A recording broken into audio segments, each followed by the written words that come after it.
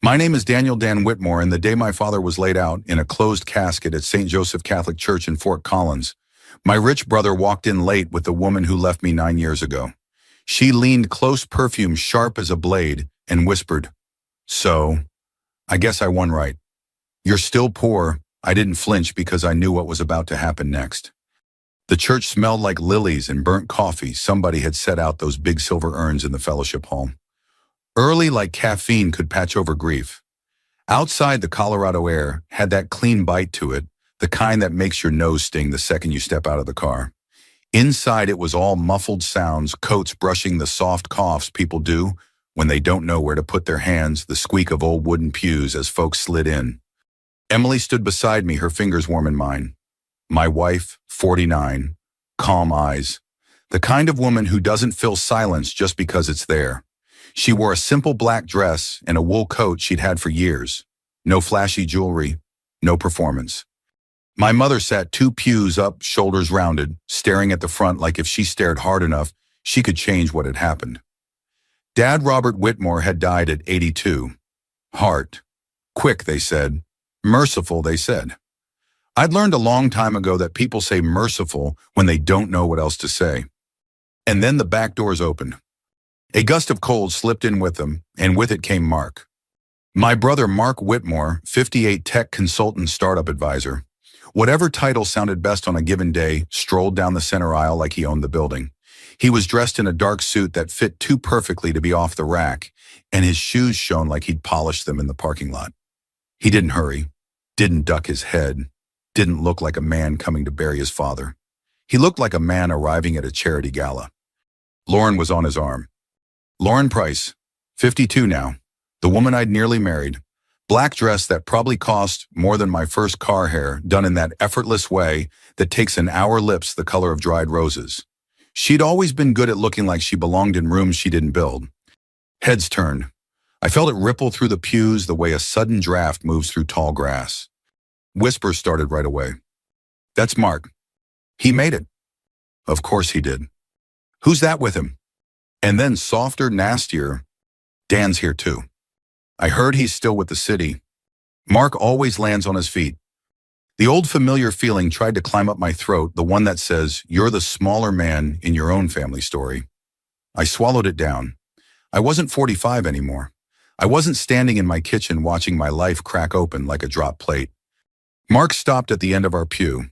He looked at me like he was checking an item off a list. "Dan," he murmured, polite enough for church. "Thanks for coming." He held his hand out, firm, confident, like we were business acquaintances. I stared at it for a beat too long, not out of drama, out of habit. My body still remembered what that hand had taken from me. Then I shook it once and let go. "Mom asked," I said. Mark's smile tightened. "Right." Lauren leaned in, eyes sweeping over Emily first, quick assessing the way she used to scan a room, and then landing on me. I saw the flicker of recognition, followed by that little lift at the corner of her mouth. The same expression she'd had 9 years ago when she set my engagement ring on the counter like she was returning something that didn't fit. "It's been a long time," she said. Emily's grip on my hand didn't change. She didn't squeeze harder. She just stayed, like a steady hand on the small of your back when you're stepping off a curb. "Not long enough," I said, quiet. Lauren let out a soft laugh like I'd told a joke. "Still bitter." "I'm not bitter," I said. "I'm awake." Mark's jaw flexed once. He didn't like that. Mark preferred emotions that could be managed, mine, not his. The priest's voice began gentle and practiced. People stood, sat, knelt, stood again. All the motions, all the ritual. My mind floated in and out of the words. I watched the way Mom's shoulders shook when the choir sang "Amazing Grace." I watched Emily lean forward to pass her a tissue without making a show of it. And I watched Mark. He didn't pray. He didn't wipe his eyes. He kept checking his phone in his lap, thumb moving in short, impatient strokes. At one point, he leaned toward Lauren and whispered something that made her nod quickly, her smile too bright for a funeral. When the service ended, people flowed toward the fellowship hall like they always do. Coffee, cookies, small talk over sorrow. It's what folks our age grew up with. You show up. You eat something even if you're not hungry. You tell a story about the person who's gone, and for a moment you make them live again in a sentence. The fellowship hall was warm, too warm. The coffee smelled cheap and strong. Paper plates, store-bought cookies. Somebody had brought a casserole that sat untouched at the end of the table because nobody wants to be the first one to take a scoop at a funeral. I stood with Emily near the back, letting people come to Mom, letting her receive their condolences. Old customers from Dad's hardware stores, a retired contractor, a neighbor from his cul-de-sac, men with calloused hands and women with careful haircuts. A tall man in a navy blazer approached me with a slow, respectful smile. "Dan Whitmore," he asked. "Yes," I said, cautious. "At a funeral, you don't know if the next words are going to be kindness or another reminder of what you don't measure up to." He stuck out his hand. "Tom Reyes, Housing Authority Board. I just wanted to say your dad was a fixture in this town. And I appreciate what you've done for the East Mulberry Project. Those families are finally stable." His handshake was firm, not flashy, working man firm. "Thank you," I said, and I meant it. It was a team effort. Behind Tom, I saw Lauren's head snap toward us. Mark turned, two eyes narrowing, like he was trying to place why that name mattered. Tom continued, "We're meeting next month about the next phase. I'll reach out. And Dan, seriously, thank you." When he walked away, the air around me felt different, like the room had shifted a degree. Lauren drifted over heels, clicking on the tile.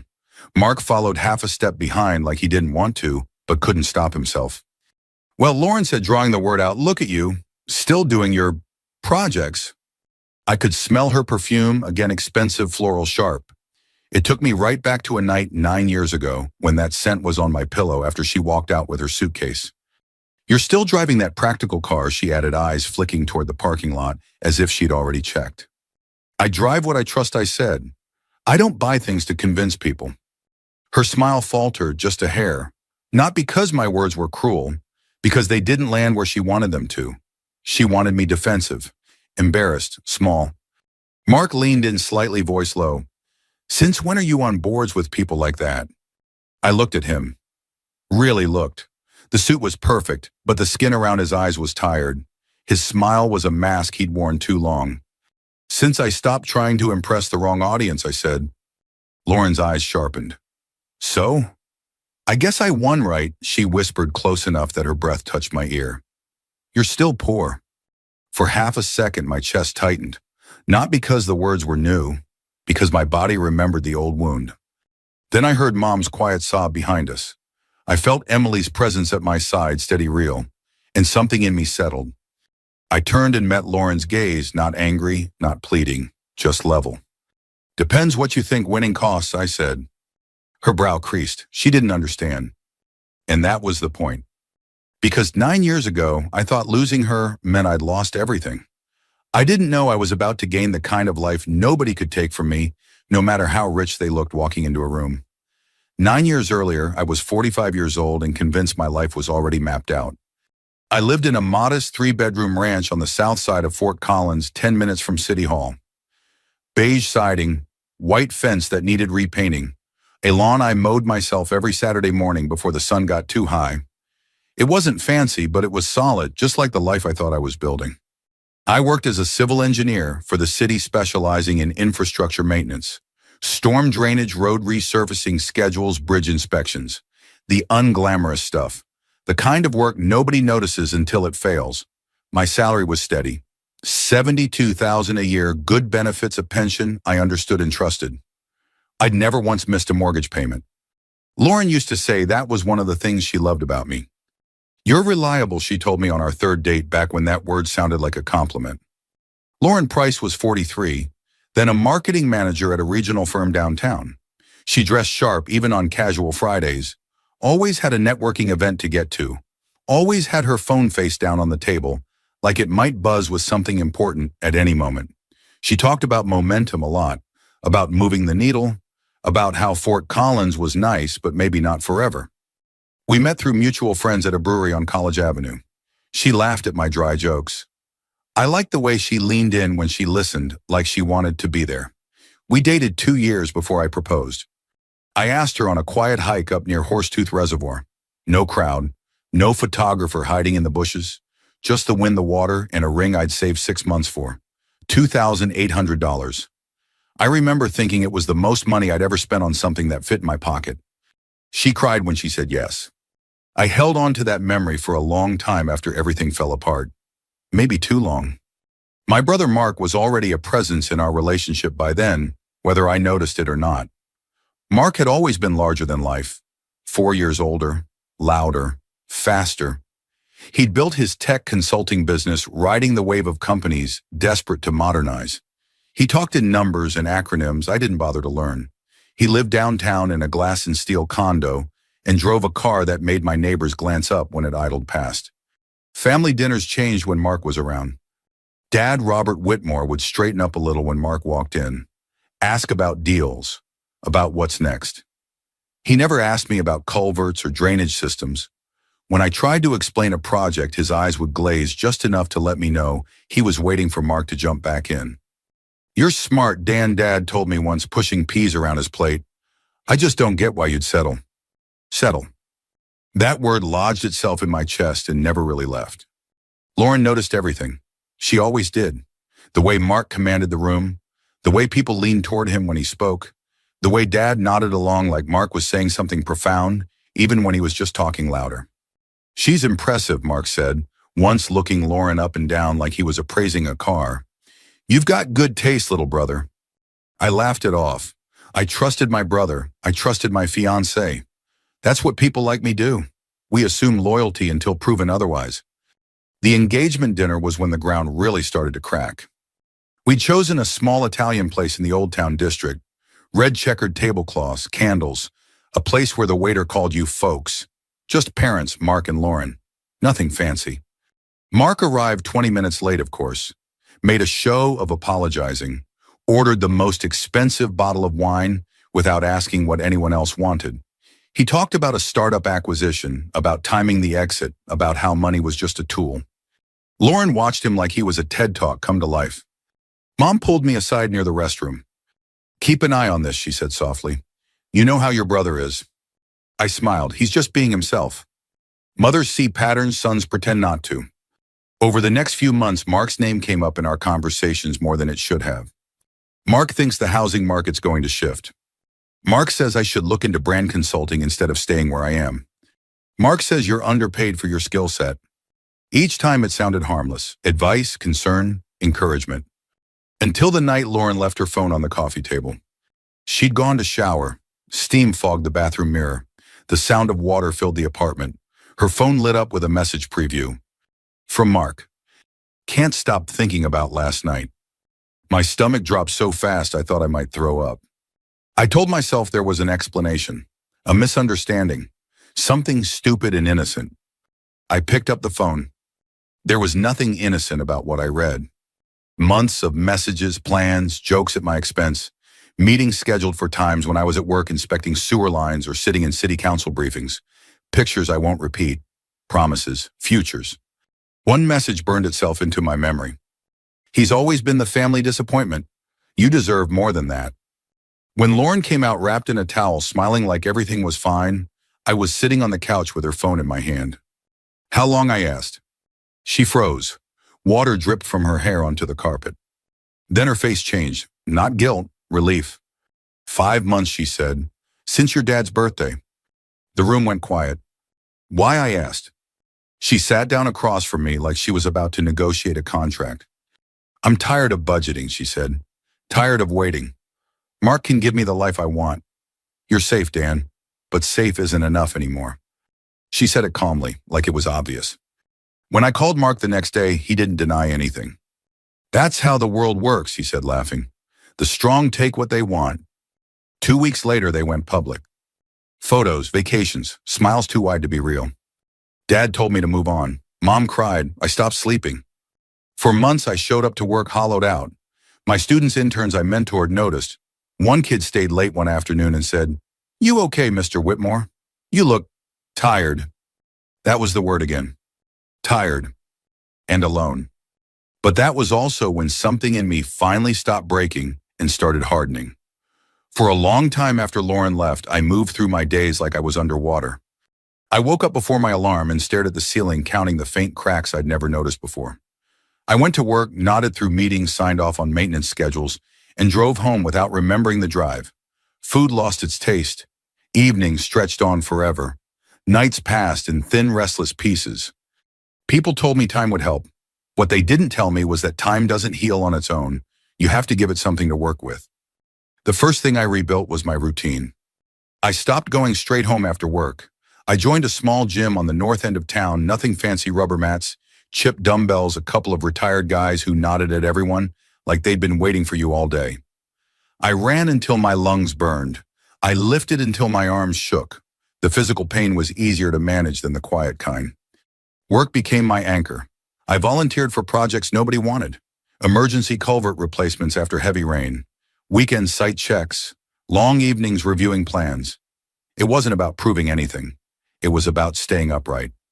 And slowly, almost without noticing, I started learning again. A co-worker mentioned rental property one afternoon while we were standing over a set of drainage maps. "You ever think about buying a duplex?" he asked. "City works steady, but money like that works while you sleep." I laughed at first. Real estate sounded like something Mark would brag about at a dinner party. But the idea stuck. I spent nights reading instead of scrolling. Books on cash flow, long-term investing, risk management, boring titles that didn't promise miracles. I like that. I didn't trust anything that promised miracles anymore. 6 months later, I bought my first duplex on the edge of town. Beige brick. One side rented, the other vacant. I put nearly every spare dollar I had into the down payment, painted the empty unit myself on weekends, fixed leaky faucets, learned the difference between a cheap repair and a smart one. I didn't tell anyone. Not my parents, not my friends. Certainly not Mark. That first year, nothing went smoothly. A tenant skipped rent and disappeared. A water heater failed at 2 a.m. I sat on the kitchen floor once paperwork spread around me, wondering if I'd made a terrible mistake. That was my first low point. I remember sitting in my car afterward, engine off forehead, resting on the steering wheel. The streetlight outside flickered. My phone buzzed with a message from Mom, something about Mark being featured in a local business magazine. For the first time in a long while, I didn't feel anger. I felt clarity. Mark's life was loud. Mine didn't need to be. I sold one investment that wasn't working, took the loss, kept the duplex, learned from the mistake instead of hiding it. That decision saved me later. While Mark posted photos from conferences and rooftop bars, I spent evenings balancing spreadsheets and weekends, walking properties with a tape measure in my pocket. While he talked about exits, I talked to plumbers and electricians and tenants who just wanted things to work. 2 years passed like that. Then 3. I bought another property, then a small 4-unit building. Nothing flashy, clean, functional, near bus lines and grocery stores. Places people could afford without drowning. At work, I was promoted to lead engineer on a redevelopment corridor project, roads, drainage, pedestrian access. I saw the city from a different angle now, not just how to maintain it, but how it grew. That's when the idea clicked. I wasn't just good at fixing things.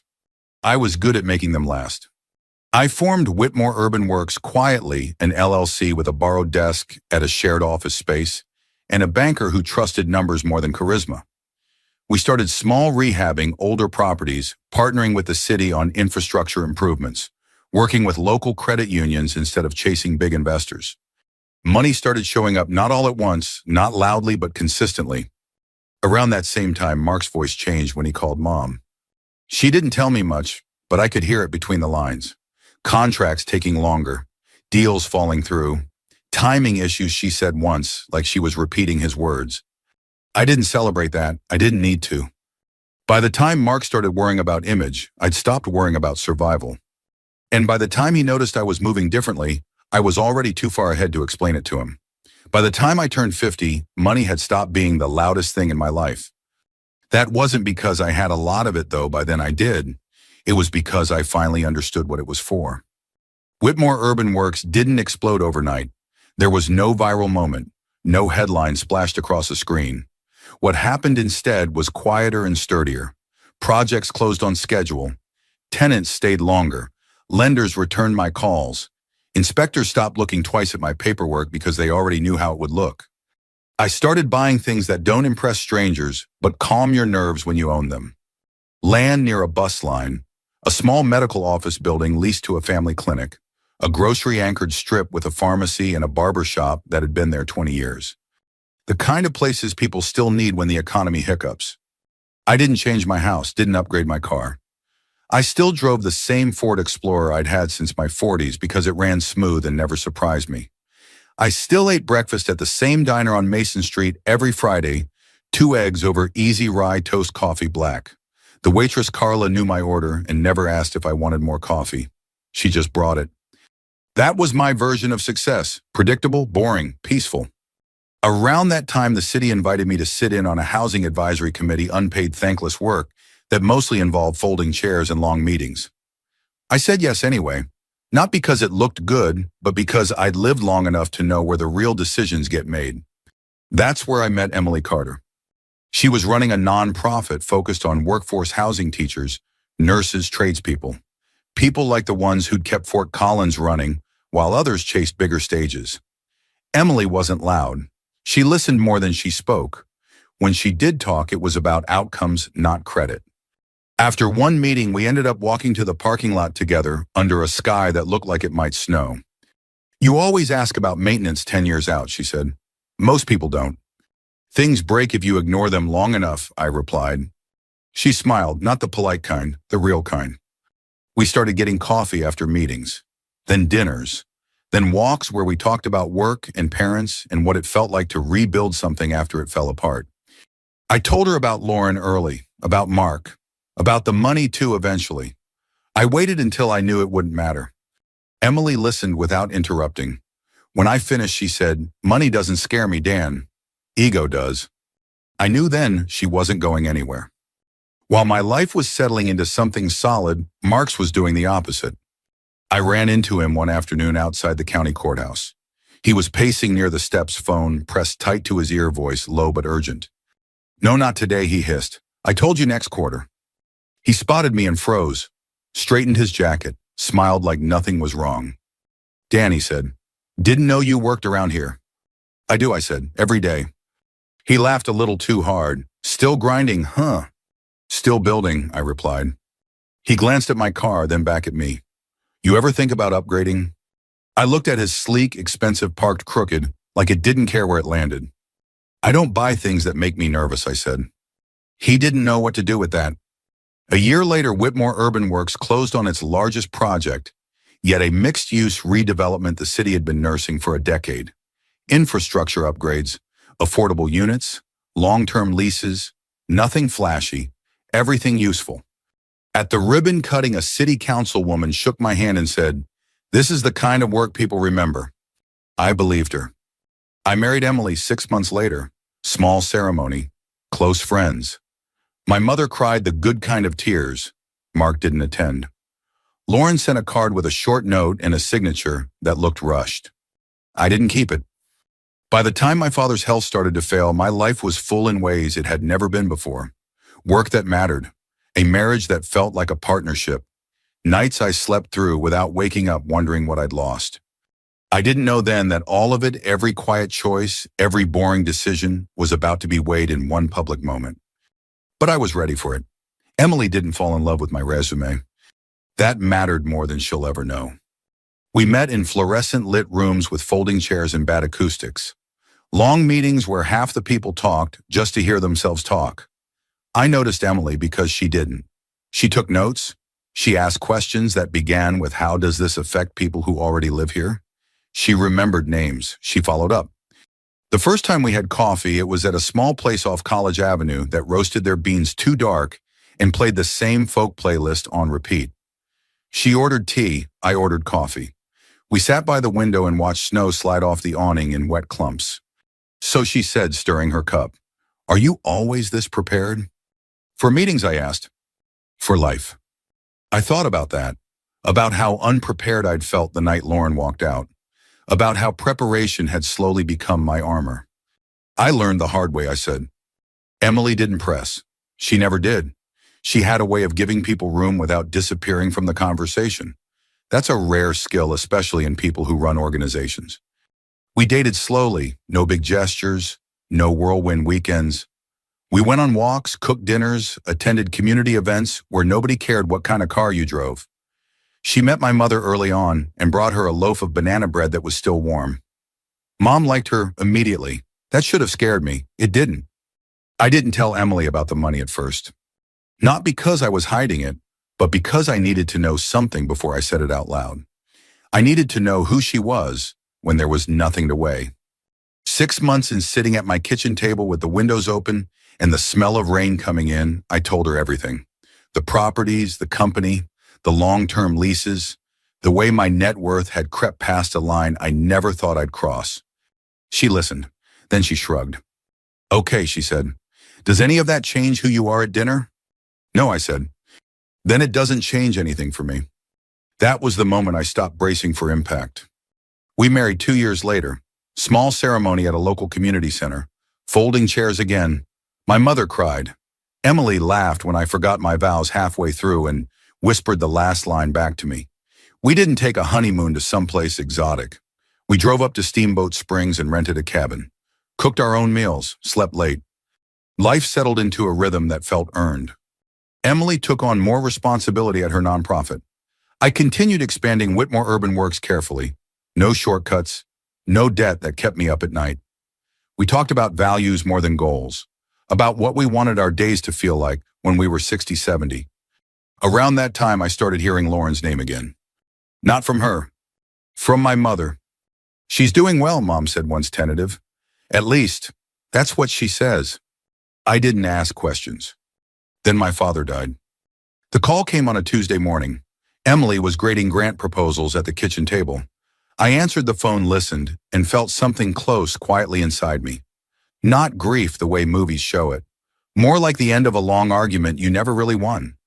At the funeral, Emily was the one who stayed close to my mother, who refilled her coffee, who walked her to a chair when her knees shook.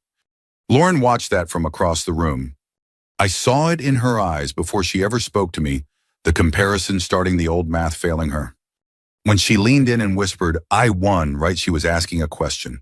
She'd been asking herself for 9 years. And she already knew the answer scared her. Lauren asked her question like she was finishing a sentence she'd started years ago. So, I guess I won, right? She said again, quieter this time. You're still poor. For a moment, the fellowship hall faded into background noise. The clink of cups, the low hum of voices, the rattle of the old heater kicking on. What stayed with me was the look on her face. Not smug, not cruel, uncertain. I didn't answer her right away. That pause did more than any insult ever could. Mark shifted beside her, irritation flashing across his face. He hated pauses. Pauses meant loss of control. Lauren, he said, tight, this isn't the time. She didn't look at him. Emily stood half a step behind me, one hand resting lightly between my shoulder blades. Not gripping, just there. Like an anchor you don't notice until the water gets rough. I never thought of it as winning or losing, I said finally. I thought of it as choosing. Lauren scoffed, but there was no conviction behind it. That's easy to say when you're still driving the same car. I drive what works, I replied. I stopped buying things to prove something a long time ago. Mark let out a sharp breath. You always did love pretending money didn't matter. It matters, I said, just not the way you think. Before he could fire back, my mother's voice rose from behind us, thin but steady. Dan. I turned. She was standing with a man I recognized immediately, Tom Reyes from the Housing Authority. He had his jacket draped over the back of a chair, sleeves rolled up, like he'd been working all morning. Sorry to interrupt, Tom said, nodding toward Mark and Lauren with polite indifference. I wanted to say goodbye before I head out. Of course, I said. Tom shook my hand again, firmer this time. I meant what I said earlier. That East Mulberry project, those families were on the brink. You stabilized it without pushing anyone out. That's rare. A few nearby conversations quieted. People leaned in without realizing it. You did right by this town, Tom continued. Your father would have been proud. The words landed heavier than anything Lauren had said all day. Mark opened his mouth, then closed it. He'd stepped forward instinctively, like this moment belonged to him by default. It didn't. Lauren's face drained just a shade. From the corner of my eye, I saw Mark's phone light up. He glanced at it, jaw tightening. He turned away, stepping toward the hallway. Not now, he muttered into the receiver. I told you after today. Lauren watched him go, confusion spreading across her face. Emily leaned down toward my mother, speaking softly. Let's sit for a minute. You don't have to stand. Mom nodded gratefully. As Emily guided her to a chair, Lauren noticed something else: the way people smiled at Emily, the way they thanked her for helping, the way she moved through the room like she belonged there without trying. Lauren looked back at me, eyes searching. You really don't care, she said, almost accusing, about any of it. I thought about the nights I couldn't sleep, the duplex with the broken water heater, the spreadsheet glow at 2 a.m, the years nobody clapped for. I cared, I said, just not about the race you were running. Mark reappeared, face tight, smile gone. He avoided my eyes. Lauren swallowed. So what? You think you're better than us now? I shook my head. No, I stopped competing 9 years ago. I started building a life I could actually live in. She stared at me, and in that moment I saw it clearly, the realization setting in that she'd been chasing noise, mistaking motion for progress. I hope you found what you wanted, she said quietly. I did, I answered, eventually. She nodded once, like someone conceding a point they'd argued too long. Then she followed Mark toward the door, heels clicking faster than before. The room exhaled. Emily came back to my side, slipping her hand into mine. My mother looked up at me, eyes tired but warm. He was wrong about you, she said. Your father. He knew it at the end, but he didn't know how to say it. I squeezed her hand. It's okay. As people began to leave, I felt something loosen in my chest. Not triumph, not revenge. Closure. The parking lot was nearly empty when Emily and I finally stepped outside.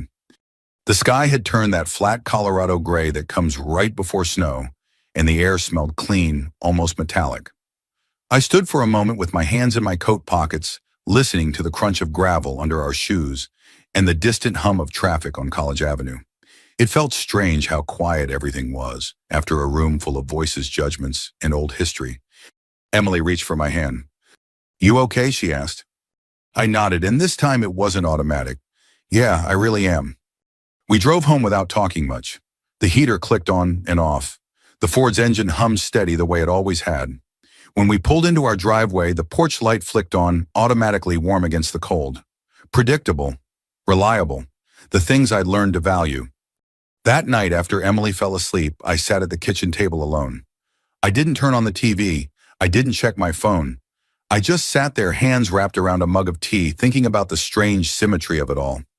9 years earlier, I'd sat in that same spot, staring at an engagement ring on the table, convinced my life had collapsed in on itself. I'd thought I'd been rejected because I wasn't enough, didn't earn enough, didn't shine enough, didn't move fast enough. What I hadn't understood then was that losing Lauren hadn't been a verdict on my worth. It had been a release. Mark and Lauren had gone on chasing louder lives, bigger rooms, faster wins. From what I heard later through family, through secondhand comments, they never quite stopped running. Mark's contracts kept getting shorter. Lauren kept changing jobs, cities, goals, always one step from whatever came next. I didn't wish them harm. I didn't feel satisfaction hearing about their struggles. I just felt done. Emily and I built something quieter. Mornings with coffee and the paper. Work days that ended without dread. Evenings where nothing dramatic happened, and that was exactly the point. We talked about the future, not in terms of upgrades or status, but in terms of time, who we'd help, where we'd stay rooted. Whitmore Urban Works kept growing slow and steady. Projects finished. Neighborhoods improved. Families stayed. When people thanked me now, it wasn't because I impressed them. It was because their lives were a little easier. That mattered. Sometimes people ask me if I ever think about what my life would have been like if Lauren hadn't left. I do, briefly. Then I picture the version of myself who would have spent years trying to keep up with someone else's expectations. I wouldn't trade the life I have now for anything. The truth is, the best revenge isn't humiliation or payback. It's living well enough that the people who once doubted you have nothing left to measure you against. It's choosing substance over spectacle, peace over applause. If you've ever been underestimated, written off, or left behind because you didn't move fast enough for someone else's race, I hope this story reminds you of something important. There's more than one way to win. If this story resonated with you, take a moment to reflect on your own path. Share your thoughts or your story in the comments if you feel inclined. And if you'd like to hear more stories about quiet victories, hard-earned peace and lives rebuilt the long way, consider subscribing. Thank you for listening. She tried to break me quietly. I answered even quieter, with success, silence, and a view she never thought I'd reach. And to anyone watching, wondering, doubting, here's your reminder. Peace is the loudest victory of all.